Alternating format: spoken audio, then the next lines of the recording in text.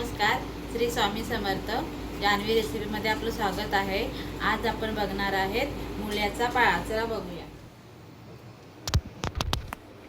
आपण आता साहित्य बघूया. हा आपण मुळ्याचा पाला घेतलेला आहे, 2 जुडी. हा बघा, हा साफ करून घेतलेला आहे मी. आणि हे लसणाच्या पाकळ्या घेतलेल्या आहेत, थोड्याशा 10-12. आणि हे 2 कांदे छोटे. आणि ह्या मिरच्या घेतलेल्या 3 हिरव्या मिरच्या आहेत. आणि हे जिरं लागेल आपल्याला, लाल तिखट, हळद आणि गरम मसाला. आपण ह्याच्यामध्ये आता ही याच्या मुळ्याच्या पाल्याची भाजी बनवणार. मुळ्याचा पाला मी आता कापते आणि स्वच्छ धुवून त्याला कुकरमध्ये 2 शिट्ट्या काढून घ्यायच्या आहेत आपल्याला. हा मुळ्याचा पाला आपण असा बारीक कापून घेतलेला आहे. आपण आता हा कुकरमध्ये घेऊन त्याला 2 शिट्ट्या काढून घेते मी.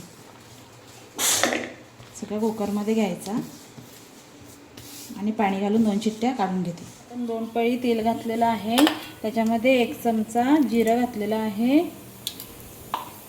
आता आपण ह्या 3 मिरच्या हिरव्या घालूया त्याच्यामध्ये. आणि हा लसूण आहे तो घालूया.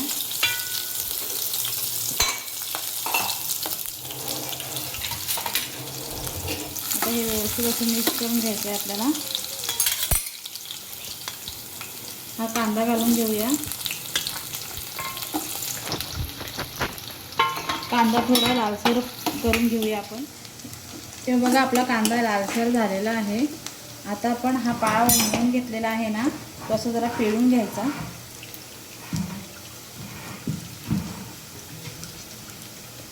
त्याच्या आधी आपण थोडीशी याच्यामध्ये हळद घालूया.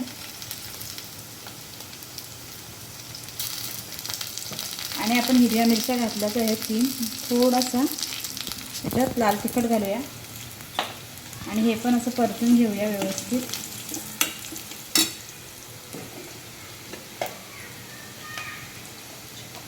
आणि चवीपुरतं हे मीठ घालून घेऊया. आणि ही भाजी आपल्याला अशी पिळून घ्यायची आहे. आता याच्यामध्ये घालून घ्यायची. ही बघा केवढी होती आणि उमवून केवढा झाला आहे. हे उमवून घ्यायचं, कारण की त्याचा दरप वास असतो ना, तो निघून जातो.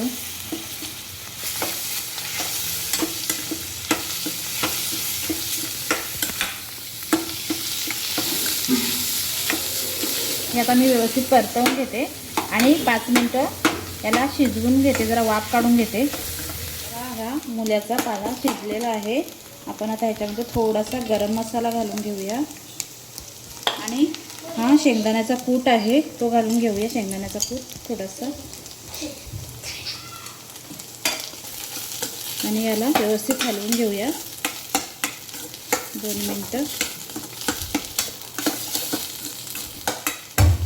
बघा, आपली मस्त झटपट अशी चमचमीत अशी मुळ्याच्या पाल्याची भाजी झालेली आहे.